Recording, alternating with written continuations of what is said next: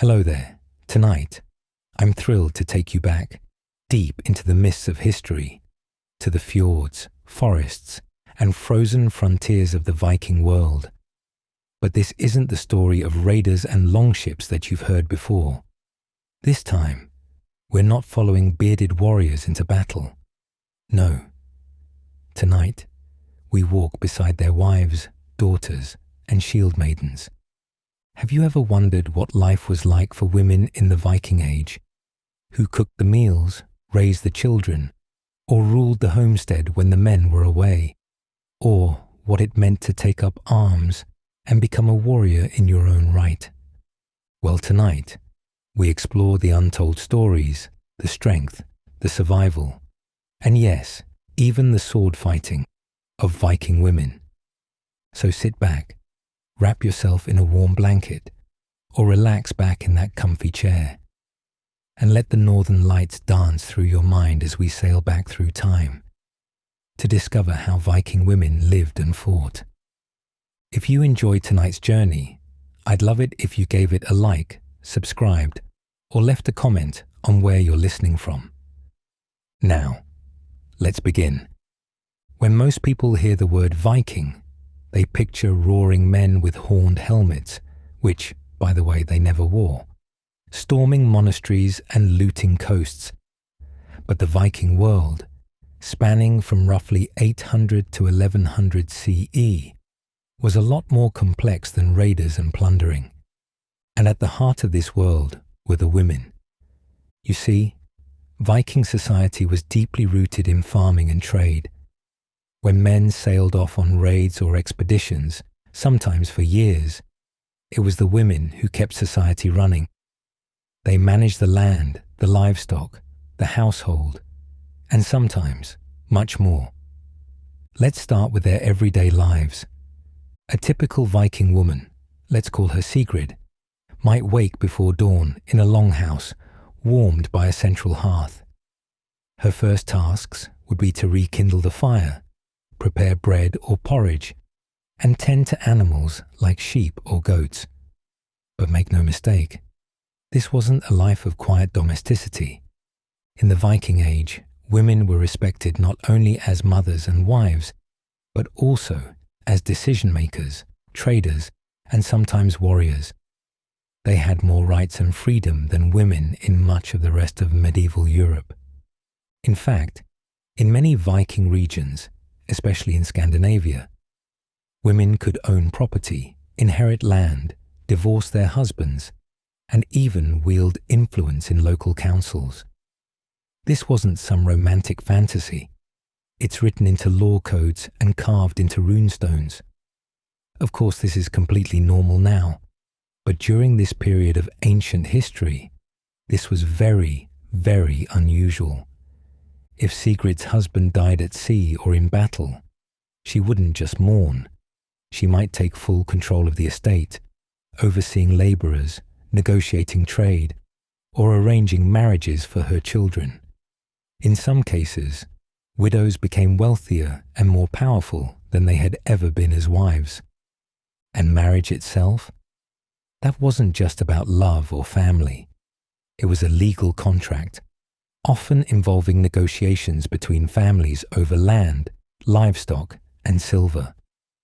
Women brought dowries, but they could also keep some of their own wealth separate and reclaim it if the marriage ended. Now let's walk further into the longhouse. At its center, you'd often find the symbol of a Viking woman's power, her keys. That's right, keys. Viking women wore them on brooches at their waists, not just as tools, but as symbols. These keys opened the food stores, the chests of silver, the cupboards of healing herbs. To carry the keys was to control the home's resources, and therefore its survival. This earned many Viking women the title husfru, or mistress of the house, a role not of submission, but of authority. And then there's the spiritual side. Women were seen as especially connected to the gods and the unseen world. They performed rituals, tended sacred fires, and sometimes served as voller, seeresses, prophetesses, good luck spelling those. The mystical women of the north who could speak to spirits, weave fate, and even curse enemies. These women often lived on the edges of society, both feared and revered. In Viking sagas, they're described in dramatic terms, cloaked in blue, carrying staffs, their faces painted, their words powerful. Evolva didn't ask permission, she commanded attention. In one famous saga, Evolva is invited to a village to help them survive a harsh winter. She arrives with a retinue, is seated on a high platform, and is given food from a sacred recipe. Only then does she sing her Seda, the Song of Fate, and tell the villagers what the future holds. This blending of domestic duty and mystical power was part of what made Viking women unique in their time. And now we come to the question that captures so many imaginations. Did Viking women really fight? The short answer is yes. But as always, the full story is more complex. While the majority of Viking women didn't take up weapons, there are multiple references in sagas, poems, and even grave findings that point to female warriors, sometimes called shield maidens. One such shield maiden is Lagertha, the warrior woman from Saxo Grammaticus's 12th century Gesta Danorum. He describes her as fierce in battle, leading troops and fighting alongside men. Of course, Saxo also added some drama to his tales, so historians tread carefully. But then came something remarkable. In 2017, a grave in Birka, Sweden, once thought to belong to a male warrior because of the weapons buried with it, was proven through DNA analysis to have belonged to a woman. This grave contained a full set of weapons, including a sword, axe, spear, and 2 shields. The woman was buried with gaming pieces, suggesting not just a fighter, but a commander, someone who led others in war. Suddenly, those old saga tales didn't seem so far-fetched. Shield maidens may not have been common, but they were real, and they held a special place in Viking myth and memory. So tonight, we'll walk in their footsteps, through sagas and archaeological finds, through myths and bone fragments.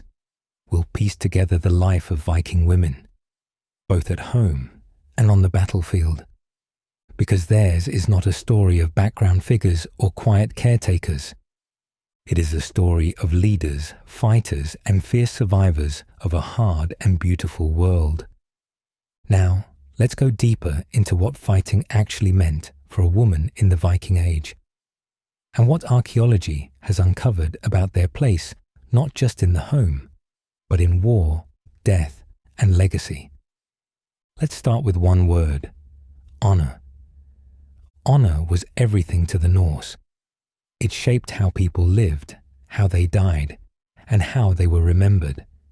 And though men often earned their honor through warfare and raids, women gained and defended theirs through other, yet equally demanding ways. Managing households, forging alliances, protecting family reputations, and, when necessary, picking up the sword. You might be surprised to know that women were trained in weapons from a young age, not necessarily to fight in distant wars, but to protect the home. When men were away on long voyages, raiders and bandits knew that homes and villages were vulnerable. So Viking women had to be ready, ready to fight, ready to kill, ready to survive. Axes were common household tools. Small, light axes were used for chopping wood, preparing food, and, if it came to it, driving into the skull of an intruder. Women also knew how to use bows and arrows, not only for hunting, but for defending from a distance. The idea of the shield maiden, the warrior woman, is often romanticized, and understandably so.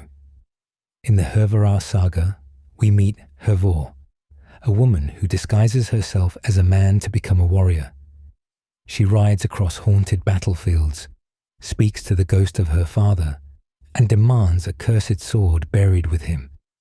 She becomes a leader, commanding men in battle.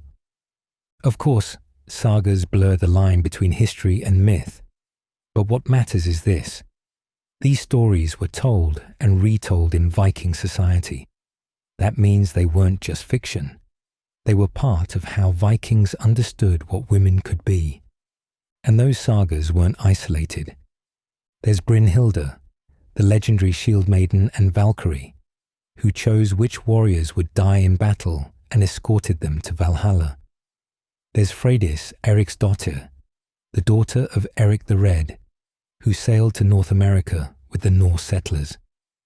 When attacked by natives, she's said to have picked up a sword from a fallen warrior, bared her breast, and screamed a war cry so terrifying that the attackers fled. Whether fully true or not, these women were placed in Viking literature for a reason, to reflect real traits admired in society: courage, resolve, independence. But let's return to the ground, literally, to archaeology. We already mentioned the grave of the female warrior found in Birka, but there are others too. In Norway, a woman's burial from around 900 CE included weapons, a horse, and war gear. Another grave in Denmark revealed a high-status woman, buried with both jewelry and a battle axe. This blend of femininity and war wasn't considered strange. It was a sign of her dual strength. Interestingly, some Viking women were also buried with scales and weights. These tools were used in trade, and they suggest that many women were merchants in their own right. They didn't just manage the household economy. They ran businesses, owned ships, and took part in international trade networks that stretched from Russia to Byzantium. Yes, you heard that right. Viking women sailed, not just to chase battles, but to follow trade winds. Grave goods in Gotland and Hedeby showed that women were deeply involved in commercial life. They wore coins from Baghdad, beads from India, and silks from the East. These weren't souvenirs. They were status symbols and signs that Viking women were worldly, wealthy, and mobile. Even in death, Viking women expressed power. Let's pause for a moment and imagine such a burial. A woman lies on a raised platform, surrounded by treasures. Necklaces of glass and amber, a carved wooden box of sacred herbs, her cloak clasped with silver brooches. Near her are a sword, a shield, and a staff. Perhaps even a sacrificed animal, an offering for her journey to the next world. This wasn't just a funeral, it was a statement. This woman mattered. She was powerful in life and in death. And in some burials, that power seems almost divine. The graves of Voller, seeresses, often contain staffs that resemble distaffs for spinning wool. But they weren't ordinary tools. They were symbols of prophecy, used in cedar, the Norse form of magic. These women were believed to weave fate, influence weather, call spirits, and even curse enemies. Interestingly, cedar was seen as a feminine magic. When men practiced it, like the god Odin did, they were sometimes mocked, as it was associated with womanly arts. But this only increased the mystery and respect surrounding women who mastered it.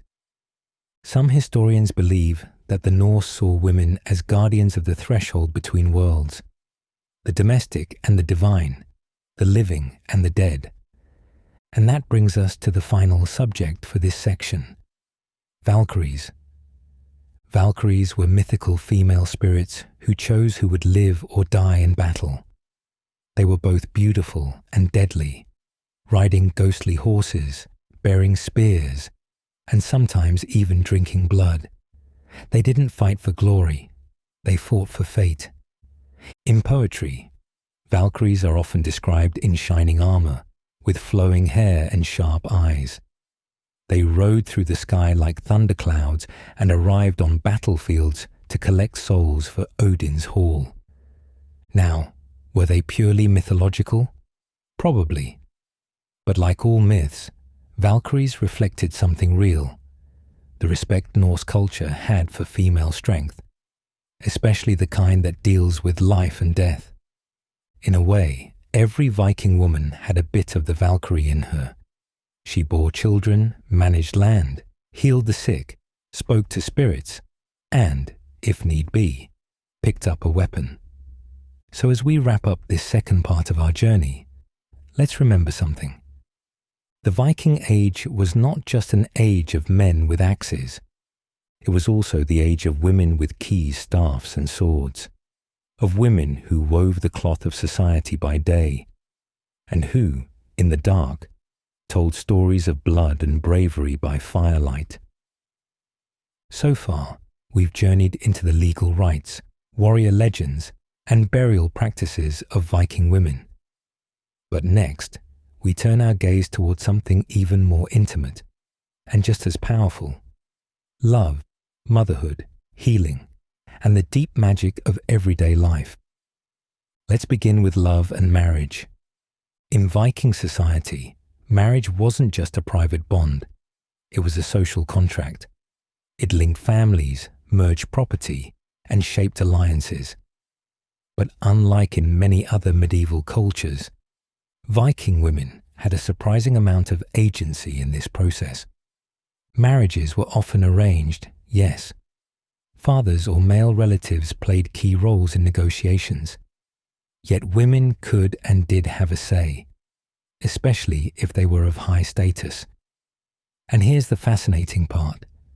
The Norse sagas and legal texts describe women who flatly refused suitors. Some even threatened violence or shamed the men if they pressed too hard. Why? Because honor worked both ways. Forcing a woman into marriage wasn't just dishonorable, it was dangerous.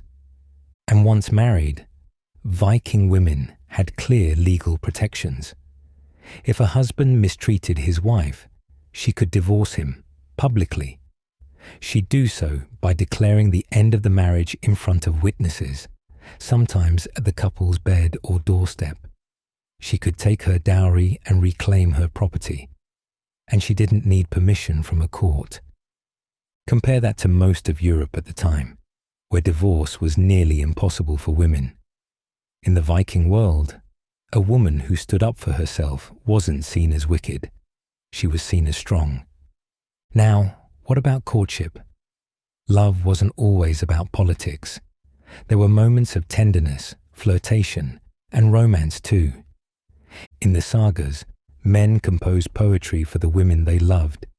Intense, passionate verse that rivaled any modern love letter, certainly any one I've written anyway.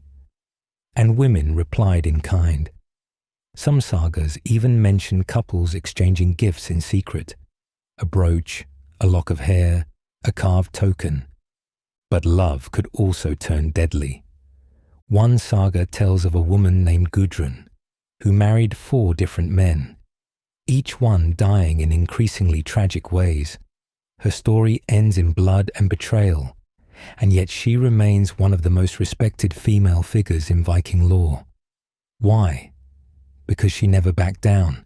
She fought for her children. She endured. It wasn't easy being a wife or mother in the Viking Age. Which brings us to the heart of our next topic: motherhood. Childbirth was dangerous. There were no hospitals, no modern medicine.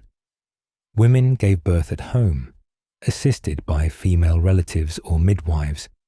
Experienced women who knew the signs, the pains, the remedies. If the birth went wrong, there was often little that could be done. And yet, the Norse treated motherhood with profound respect. The birth of a child was sacred. Feasts were held, gifts given, and rituals performed to welcome the newborn.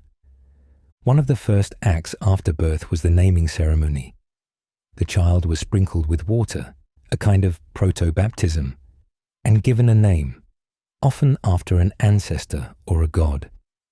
This ritual was called vatni ausa, or sprinkling with water, and it marked the baby as a full member of the family and of society. Interestingly, the father didn't always have the final say in naming. Women, especially grandmothers or the husfru, often had strong influence. Some names were chosen based on dreams or omens. If a child was born during a thunderstorm, they might be named after Thor. If born on the night of a full moon, they might be named for Freya or Mani. Children were believed to be born with fylgja, spirit companions, usually in the form of animals. If a child was seen to have a strong fylgja, it was considered a sign of future greatness. As for daughters, they were not treated as burdens or liabilities. In Viking society, daughters could inherit property, take oaths, run farms, and, if needed, protect their homes with weapons. And they were raised to be tough. Girls learned weaving, herbal medicine, and animal care. But they also learned to ride, to swim, to use a bow, and to understand trade and law. Some girls even went full Viking, joining voyages not as warriors, but as settlers, merchants, or healers. Which brings us to one of the most fascinating roles Viking women played: healers and keepers of knowledge. Women were the primary medical practitioners in Viking communities. They gathered herbs, brewed tonics, bound wounds, and treated fevers. They knew which roots could stop bleeding, which mushrooms were deadly, and which chants might help a labouring mother survive. The line between medicine and magic was often thin. A healing herb might be accompanied by a whispered prayer. A fever might be treated with both hot compresses and a carved rune hung above the bed. The Norse believed that illness could come from many places: the gods, evil spirits, or fate itself. So healing often required more than just herbs. It required understanding.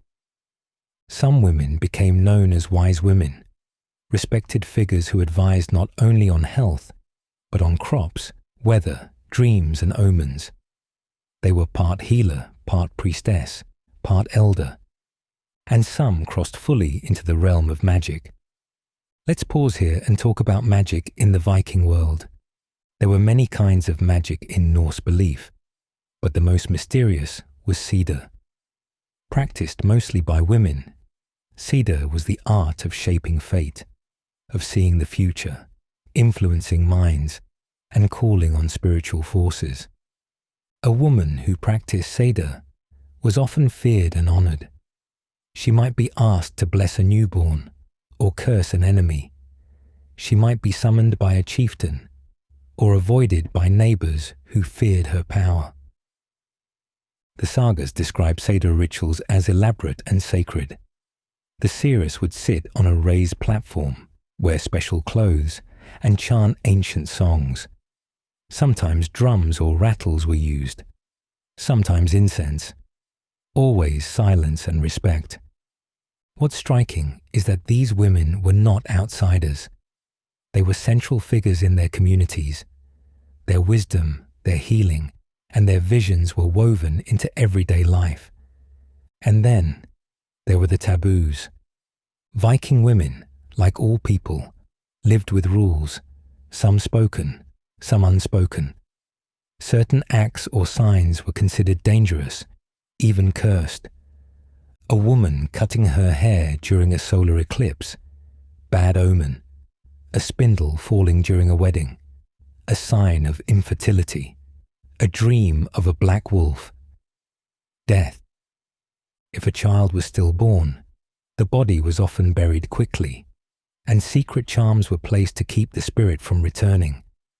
Miscarriages were sometimes blamed on curses, and if livestock died suddenly, it might be the work of a jealous neighbour, or worse, a witch.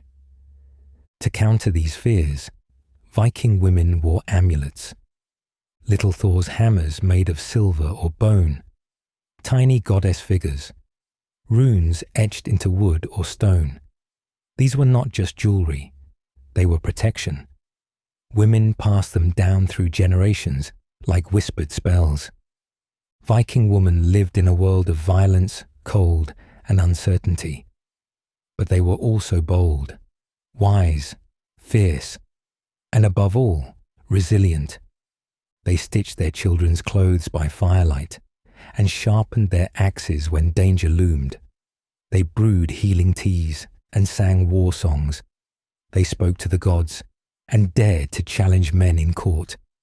And they passed down stories, not just of kings and warriors, but of sisters, daughters, and mothers who endured.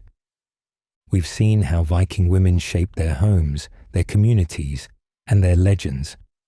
Now, we turn our attention to something even more profound: belief, death, and the afterlife. Because for the Norse, death wasn't the end. It was a beginning, and women played a central role in what came next. Let's begin with religion. The Viking world was filled with gods, fierce, flawed, majestic gods who reflected the harsh and beautiful world of their worshippers. But unlike many later patriarchal religions, Norse belief included powerful goddesses, and many of them were central to women's lives. There was Frigg, the All-Mother, wife of Odin. She ruled over marriage, prophecy, and fate. Frigg wasn't just a passive queen. She was a protector, a strategist, and a prophetess who knew the future, even if she rarely revealed it. Then there was Freya, the goddess of love, sex, fertility, war, and magic. That's right. Freya wasn't just a goddess of beauty. She rode a chariot pulled by cats, practiced cedar, which she taught to Odin himself, and took half of the slain warriors into her hall, while the other half went to Odin's Valhalla.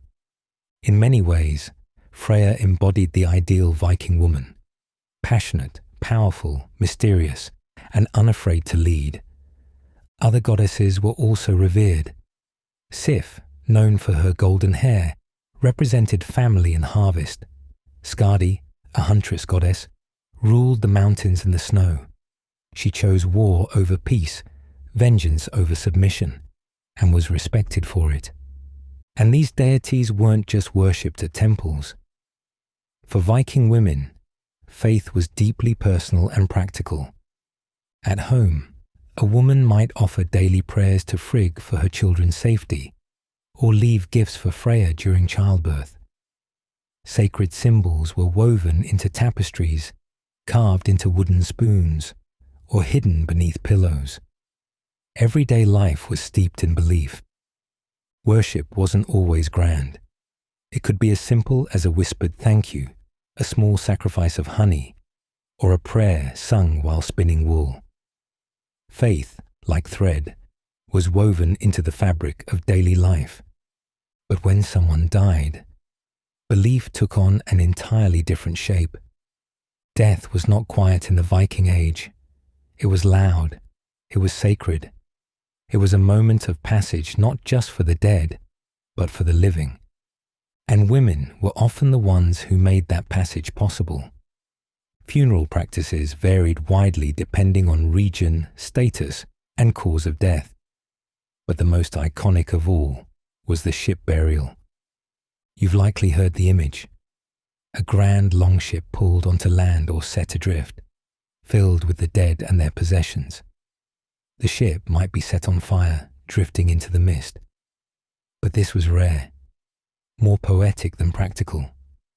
Most burials were either in mounds or boat-shaped graves, with stones outlining a vessel. And Viking women were buried with deep care. A wealthy woman's grave might contain jewelry, brooches, textiles, cooking tools, combs, beads, and even animals. Some were buried with servants. Whether willing or sacrificed is still debated. These graves weren't just about possessions. They were about identity, status, and power in the next life. In Oseberg, Norway, archaeologists discovered one of the most stunning Viking burials ever found. Inside a large wooden ship lay two women, one elderly, the other younger. The grave was filled with treasures: carved sleds, woven tapestries, animal bones, cooking gear, and even a cart. The older woman may have been a queen, a priestess, or a vulva, a seeress. The younger woman's identity is still a mystery. But what's clear is this: they were important. The entire community had come together to honor them with the kind of burial usually reserved for kings. Now let's talk about the death rituals themselves. Women played a central role in preparing the dead. They washed the body, dressed it in fine clothes, and arranged grave goods. They also led the mourning, wailing, singing, and sometimes performing ritual chants to guide the spirit safely to the afterlife. The funeral was a transition, a dangerous one. The dead could become lost, restless, or vengeful. So rituals were performed to ensure peace. Sometimes grave curses were carved into stones or wood to prevent theft or desecration. A typical warning might read, "May he who breaks this grave be cursed by the gods, eaten by wolves, and drowned at sea." Harsh? Maybe. But remember, this was a world where the veil between life and death was thin. Ghosts were feared, spirits lingered, and the dead could return if not honored properly. Some women were believed to have special power to speak to the dead, or even see the future of the soul. These were the seeresses, the voller, who often led the most sacred parts of the funeral. And what happened after death? The Norse afterlife wasn't one place, it was many, and your final destination didn't always depend on whether you were good or bad. It depended on how you lived and how you died.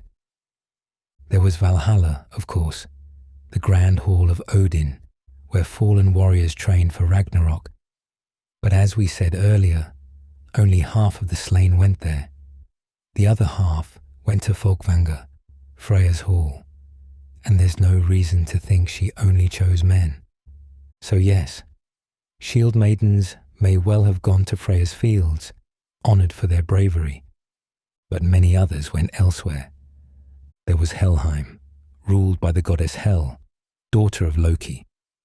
This wasn't a place of punishment, as in Christian belief.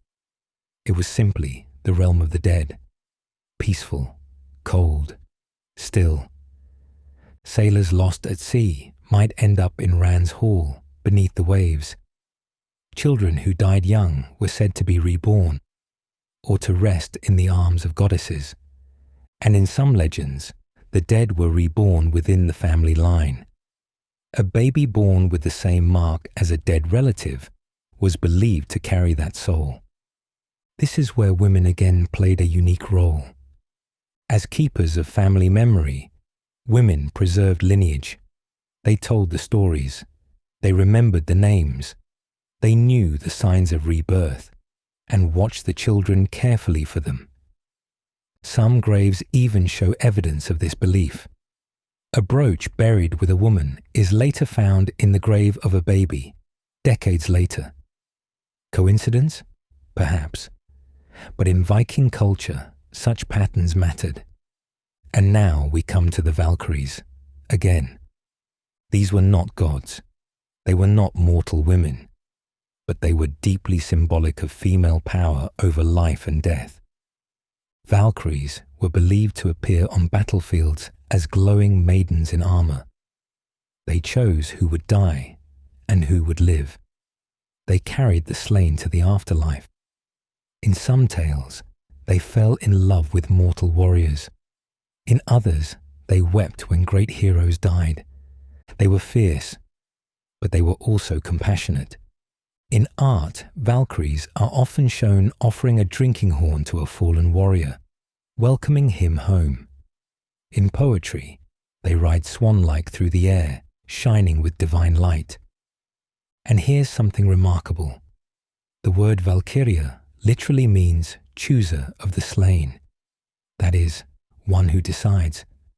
In Viking belief, it was often women, divine or otherwise, who decided what happened after death.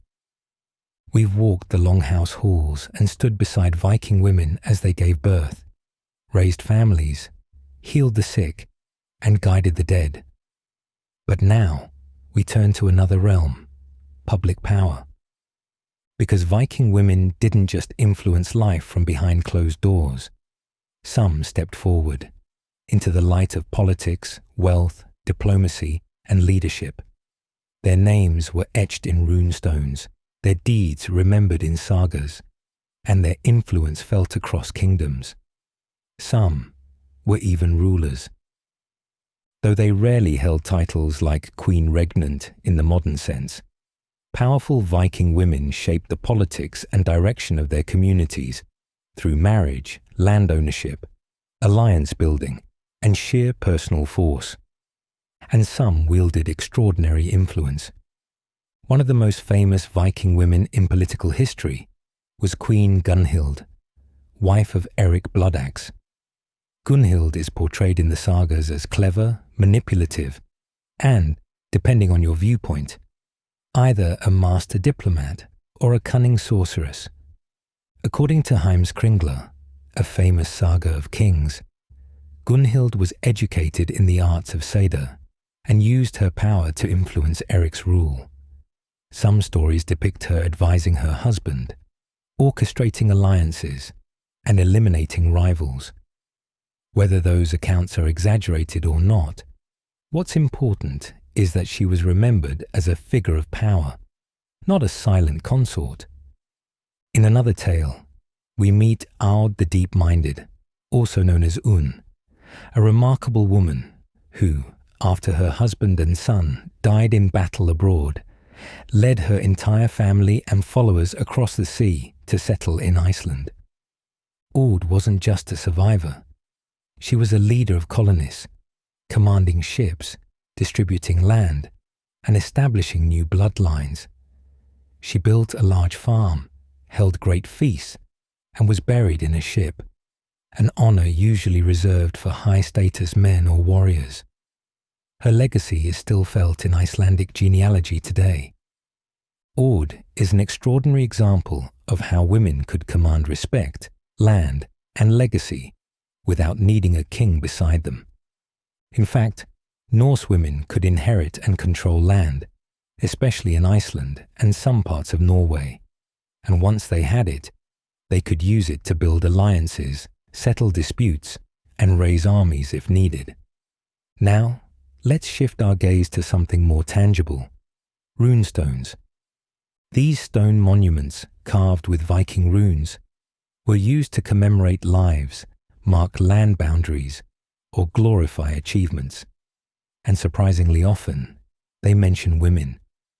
Take, for instance, the Jelling stones in Denmark, one of the most important Viking monuments, erected by King Harald Bluetooth around 965 CE. One stone honors his parents, King Gorm and Queen Thera. Thera wasn't just a name. She's described in the stones as Denmark's salvation. That's a mighty title, and suggests she played a critical role in the kingdom's stability. Later sources hint that she was known for building fortifications and helping unify Danish lands. Other runestones throughout Sweden and Norway mention women as sponsors, landowners, or commissioners of the stones themselves. That means they weren't just being remembered, they were the ones paying to remember others. One stone in Uppland, Sweden reads, "Gyrid had this stone raised in memory of her husband, a brave man who travelled to the east. She alone carved the runes and oversaw the raising." It's a quiet line, but full of meaning. Gyrid had wealth, literacy, or access to someone literate, and the authority to erect a public monument. Imagine the impact of such a stone. 1,000 years ago, people walked by and read, "This woman spoke. This woman remembered. This woman acted." Viking women also played crucial roles in diplomacy, especially through marriage. A union between two families could seal peace, grant access to land, or forge a powerful trade alliance. Women married into kingship in Kievan Rus, England, Scotland, and Ireland. Some travelled across continents, entering foreign courts not as captives, but as ambassadors in silk and silver. Consider the case of Ingigerd Olofsdotter, a Swedish princess. She married the Grand Prince of Kiev, became Saint Anna of Novgorod, and used her influence to support diplomacy between Scandinavia and the Slavic world. She helped establish churches, hosted noble guests, and navigated political intrigue with skill. Women like Ingigerd weren't footnotes. They were bridges between cultures, bridges paved with power, language, and tradition. And Viking trade wasn't just for men. Evidence from burials and hoards shows that women were active participants in commerce. In marketplaces from Hedeby to Constantinople, Norse women traded furs, cloth, glass beads, and amber. Some may have acted as agents for their husbands, but many traded in their own names. Viking women didn't just live in history, they lived in myth. In Norse mythology and folklore, women were more than background figures or passive love interests. They were goddesses, monsters, witches, and fate weavers. They held the threads of destiny, commanded storms, seduced gods, and sometimes destroyed worlds. Let's begin with a woman whose name means lady, a goddess who rode a chariot pulled by cats, a goddess who cried tears of red gold. Freya. Freya is one of the most complex figures in Norse myth. She is beautiful, sensual, generous, but also fierce, mysterious, and deeply magical. She was the mistress of Cedar, the ancient Norse form of magic we've spoken about. And she didn't just practice it, she taught it to the gods. Even Odin, the Allfather, learned his arts from her. Freya's realm was Folkvangr, the field of the host. Half of all warriors slain in battle were said to go to her hall, not Odin's. This tells us something critical about Viking values. Even in the afterlife, the feminine had dominion over honor and war. Freya's necklace, Brisingamen, was a powerful talisman.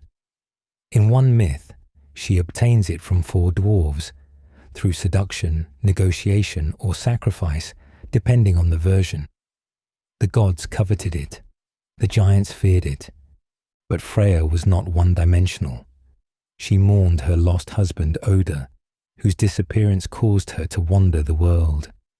Her tears were said to turn to gold, suggesting that even grief, in the Viking mind, held beauty and power. In many ways, Freya embodied the ideal of the independent, fearless, magical woman, the very type of woman that Viking society both admired and feared. And fear plays a large role in Norse stories about women, because while some were seen as nurturing and wise, others were terrifying. The Norse cosmos was filled with beings from Jotunheim, the land of the giants. These weren't just dumb brutes. Many were cunning, beautiful, and dangerously powerful. And some were women. Take Angerboda, whose name means bringer of grief. She was a giantess who bore 3 monstrous children with Loki, the wolf Fenrir, the world serpent Jörmungandr, and Hel, the goddess of the underworld. In some myths, Angerboda is described as living in the ironwood, raising a pack of wolf children destined to devour the sun and moon. She's not evil, but she's terrifying in her inevitability. Her children will end the world, and she is simply their mother. There's also Skadi, the goddess of winter. When her father was killed by the gods, she armed herself and stormed Asgard to demand justice. The gods, impressed and a little afraid, offered her a husband from among their number as compensation. She chose Njord, but the marriage didn't last. She preferred the mountains and snow. He preferred the sea. They divorced amicably. Skadi kept her independence. Even in myth, Viking women walked away when things didn't work. And then there are the troll wives, women of magic and mischief who could appear as crones or seductresses. They kidnapped children, challenged heroes, and cast curses. But they could also teach, heal, or test the worthy.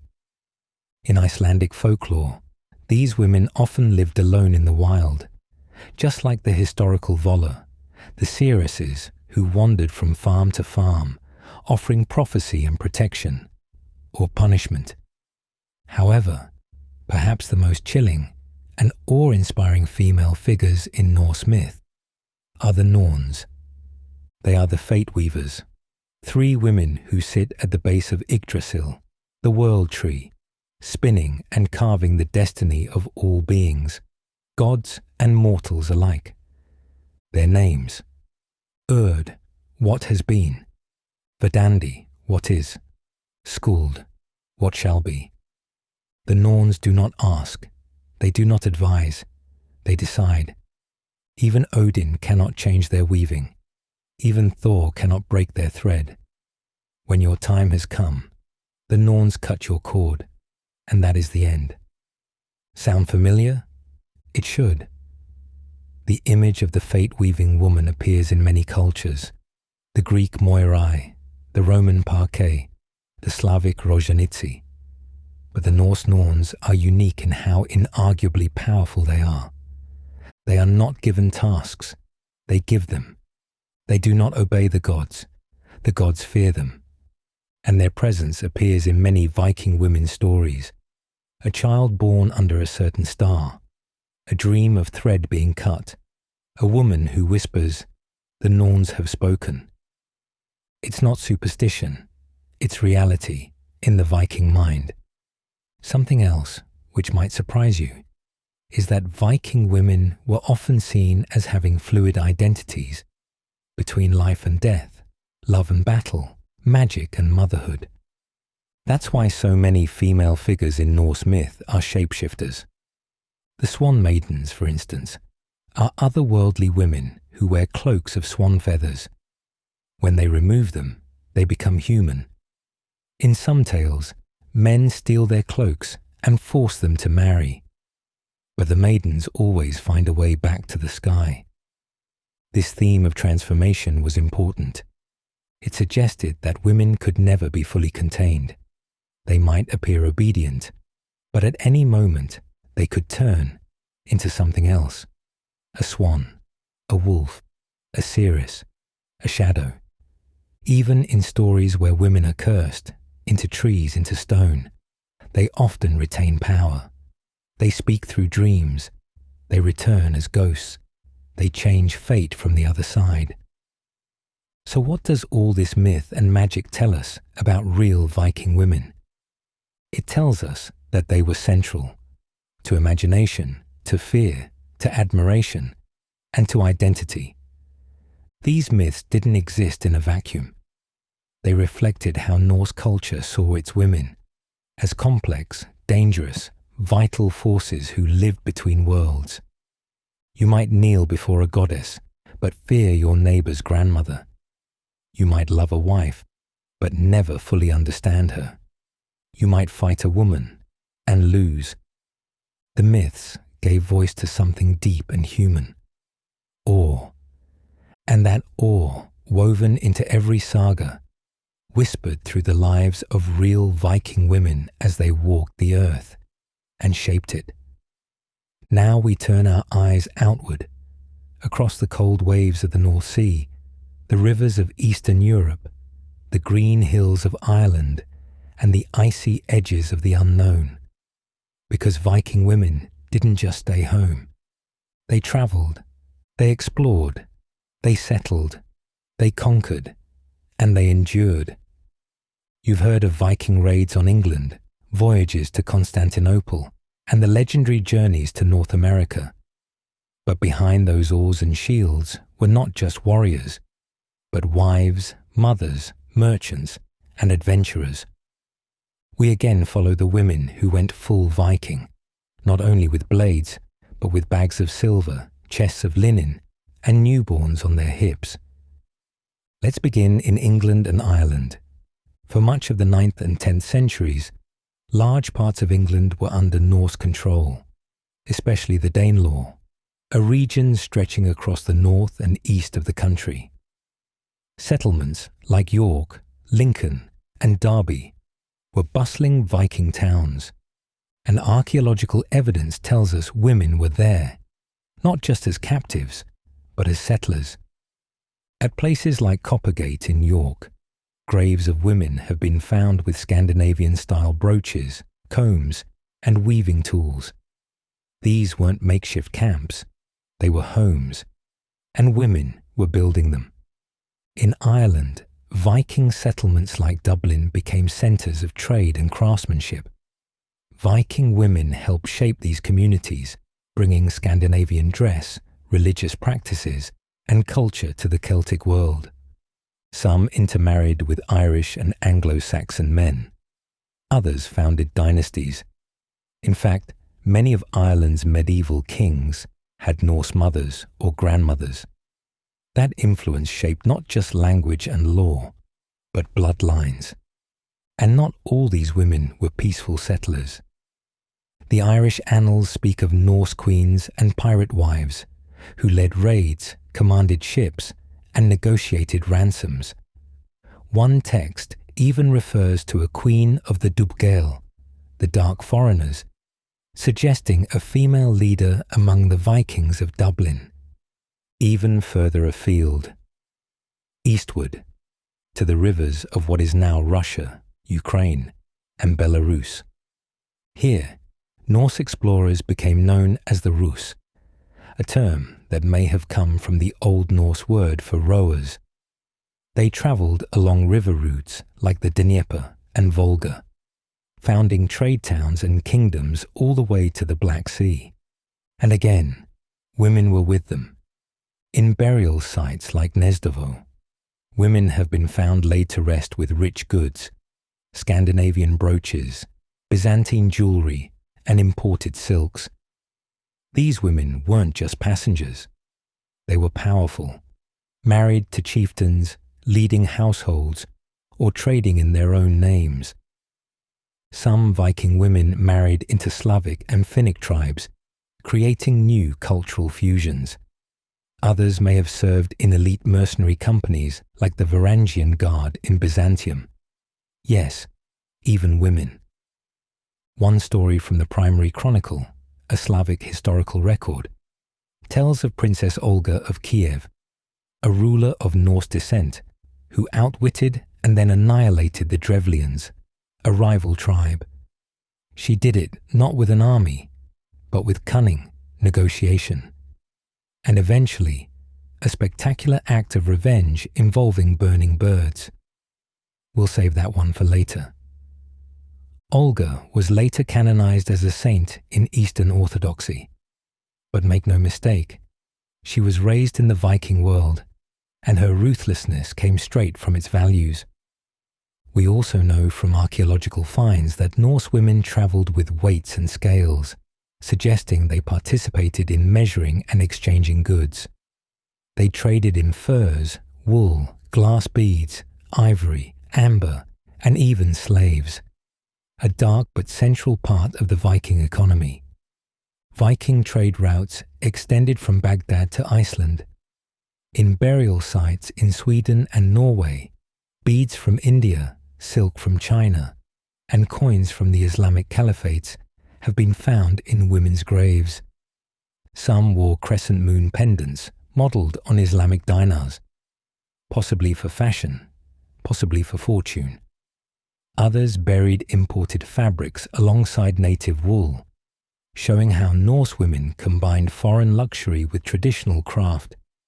Even the famous hack silver hoards, stashes of chopped up silver used for barter, sometimes include female-owned items like jewelry sets or domestic tools. The message is clear. Viking women were not confined. They were connected to the wider world, to distant lands, and to networks of power. Let's travel once more, this time let's go west, to the edges of the known map, to Vinland. According to the saga of the Greenlanders and the saga of Eric the Red, around the year 1000 CE, Norse explorers reached North America, what is now Newfoundland, Canada. Among them was a woman named Freydis, daughter of Eric the Red and half-sister to Leif Erikson. Her story is dramatic. In one version, she joins an expedition with other settlers and traders. When conflict breaks out with indigenous people, she allegedly grabs a sword from a fallen man, bares her chest, and screams with such fury that the attackers flee.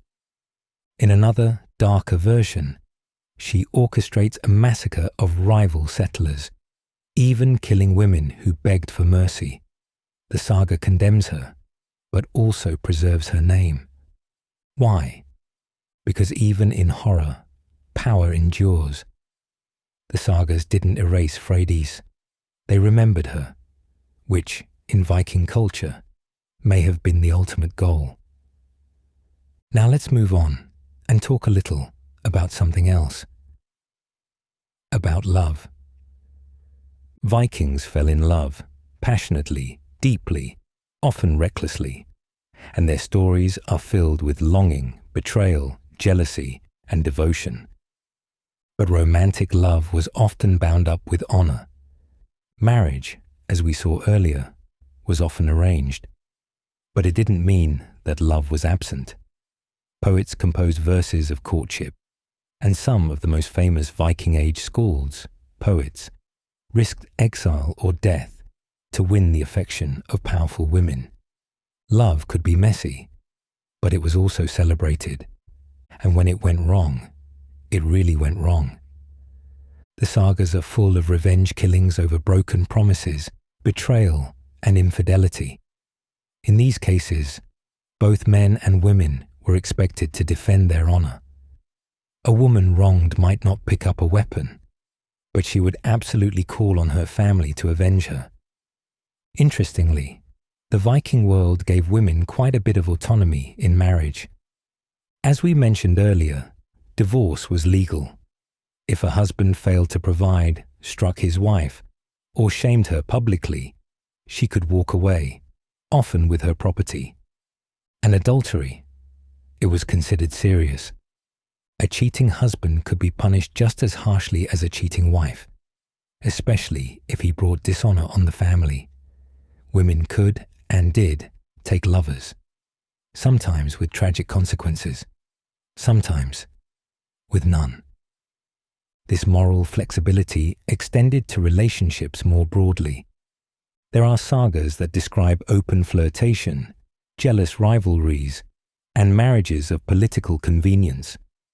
Not every union was about love, but Norse women were expected to protect their interests, their reputation, and their independence. But what about their softer side? Was it okay for a woman to be gentle, emotional, beautiful? Absolutely. Weaving was respected. So was child-rearing, storytelling, song, and healing. A woman who kept a peaceful home was admired. A woman who wore fine clothes and tended her hair was praised. But weakness, that was different. Being gentle was fine. Being dependent was not. Even poetry celebrated women who were proud, witty, and sharp-tongued. Beauty was admired, but it came second to resolve. In Norse poetry, one woman is praised not for her looks, but because her words carry weight. So what does all this tell us? That the Viking world wasn't black and white. It was full of grey space, where strength could be subtle, where gender could be flexible, and where love could be fierce or fleeting, sacred or scandalous. It tells us that Viking women weren't trapped by their roles. They negotiated them. Sometimes they broke them. Sometimes they rewrote them entirely. In our journey so far, we've honored the strength, complexity, and freedom of Viking women. But history isn't only made of heroes, it's also made of suffering. And now, we must face the darker truth of the Viking world. Not all women lived as landowners, seeresses, or shield maidens. Many were captives, because alongside trade, farming, and exploration, the Vikings built much of their wealth on slavery, and countless women were caught in its grip. But even in chains, some found ways to endure, to resist, to survive. This is their story. In Old Norse, a slave was called a thrall. Slavery was widespread in Viking society, both in the taking and in the keeping. Vikings raided monasteries, villages, and towns across the British Isles, Francia, the Baltics, and beyond. Their targets weren't just gold or livestock, but people. And it was often women who were taken. Young, healthy, fertile women were especially prized. Some were sold at markets in Dublin, Hedeby, or Birka.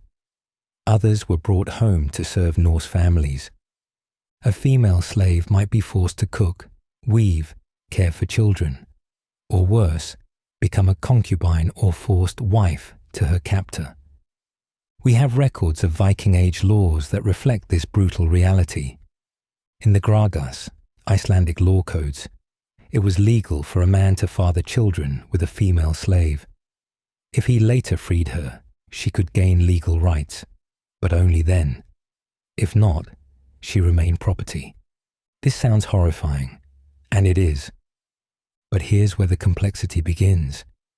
The Viking world, unlike some others, did allow for social mobility. A slave could be freed, either by their owner, by marrying into a family, or by earning their freedom over time. Some even became respected members of the community. There are graves where women once enslaved were buried with jewelry, tools, and symbols of status. Some married former masters. Some became midwives, healers, or traders. Some, even after suffering, rose. It didn't erase the cruelty they endured, but it shows us how fluid and unstable identity could be in the Viking world. In the Viking economy, enslaved women were sometimes used as currency. Written sources describe Norse traders bartering female captives for silver, wine, horses, or cloth. In the eastern regions, particularly along the Volga trade routes, women from Slavic and Baltic regions were sold to markets that stretched into the Islamic world. Arabic sources, like those of Ahmad ibn Fadlan, describe Norse traders, often called Rus, selling slaves to the Abbasid Caliphate. Some of those slaves were clearly women. Some were brought from as far as Scandinavia itself. And this brings us to a chilling aspect of Viking slavery, the ritual sacrifice of female captives. In 921 CE, a Muslim diplomat encountered a group of Norse traders on the Volga River, most likely Swedes from the east. He recorded a vivid description of a Viking funeral, one unlike anything we've seen before. A powerful man had died, and his ship was to become his pyre.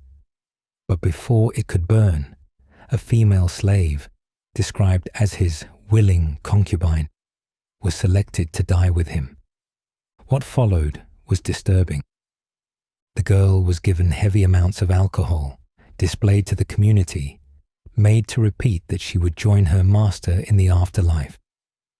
She was then taken into a tent by several men who, according to Fadlan's report, violated her, supposedly as part of the ritual. Finally, she was killed by an older woman referred to as the Angel of Death, likely a ritual priestess. The girl was stabbed repeatedly, placed on the ship with her master's body, and set ablaze. This account is controversial. Some argue it reflects a unique or extreme custom, not something common. Others suggest that as a foreigner, the diplomat may have misunderstood what he saw. But even so, it's a window into a moment where violence, belief, and power collided, with a woman's body at the center. But let us not imagine these women as helpless ghosts. Not all captives stayed captives. Some ran away. Some poisoned their masters. Some married into power or bore children who later rose to positions of strength. In some sagas, we hear whispers of revenge. A woman who was once taken returns to her homeland, wealthy, cloaked in foreign cloth, leading her own crew. Another, enslaved as a child, grows to become a healer. Her herbs cure the very chieftain who once beat her. He kneels before her, asking for life. She says nothing. She just turns away. These are the kinds of tales that Viking women would tell each other, not in the great halls, but in the shadows, beside fires, in whispers. Because even in stories, survival is power. We don't know many of their names. They weren't often carved on runestones. They didn't appear in court records. They didn't get sagas. But they were there. Behind every chieftain's feast, a woman stirred the pot. Behind every merchant's wealth, a woman spun the cloth. Behind every legend was another woman, not free, but watching. And some of them, maybe more than we think, escaped that role. They survived, they endured, and sometimes they became the next generation of free Viking women. So let's remember them too, not as victims alone, but as part of this complex, brutal, and deeply human world. Their silence does not mean they had no voice. It means we must listen more closely. We've travelled far together, through hearth and hall, battlefield and burial mound, myth and memory. We've listened to the voices of Viking women, fierce, soft, grieving, commanding, laughing, falling silent, and rising again. And now, in this final part, we take a step back. What have we learned? There was no single type of Viking woman. Some were warriors, shield maidens like Lagertha, or the woman buried with weapons in Birka. Some were leaders, like Aud the Deep-Minded, or Queen Thyra of Denmark. Some were healers and midwives, tending to fevers, stitching wounds, and guiding souls into and out of the world. Some were mothers, some were lovers, some were merchants, some were enslaved, some wore brooches of silver, others wore chains, and some wore both at different times in their lives. Because the Viking Age was not a frozen world of swords and stereotypes. It was fluid, changing, full of contradiction, just like us. Its women were real. We often think of power as something public, a crown, a speech, a sword raised in war. But Viking women held other kinds of power, the power to name a child and so shape a legacy, the power to manage land, feed a village, survive winter, the power to remember stories and pass them down when the warriors fell silent, the power to choose when to walk away or when to stay, even when staying meant suffering. These are not the things carved into stone, but they are the things that lasted. The Viking world saw fate as a thread, spun by the norns, tangled by time, and eventually cut. But Viking women were also weavers of a different kind. They wove cloth, they wove families, they wove memory into song, and across generations their stories, told or untold, wove a culture. Think of it. Viking men may have built the ships, but it was Viking women who kept the fire burning until they returned, or didn't. They were the continuity, the stillness behind the storm. Without them, nothing held. They remind us that strength doesn't always look like armor, that magic sometimes comes from memory, that survival, in all its messy, quiet forms, is a victory. They show us that gender is not destiny, that power is not fixed, that even in the most rigid worlds, people find ways to break rules, or bend them just enough to breathe. They remind us that history is not just what was written down, it's also what was lived by the many, not just the mighty.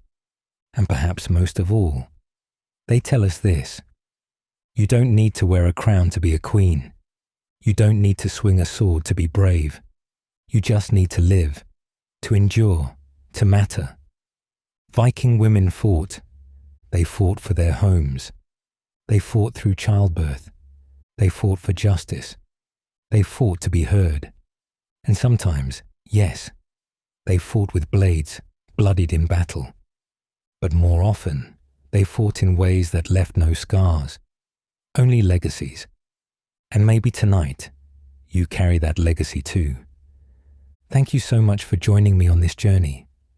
If this story inspired you, I truly appreciate a like, a share, or a comment telling me where you're listening from. I'd love to hear your thoughts.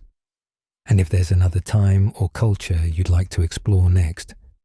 But for now, close your eyes, rest your mind, and let the memory of Viking women sail on, through wind and wave, across time and tide.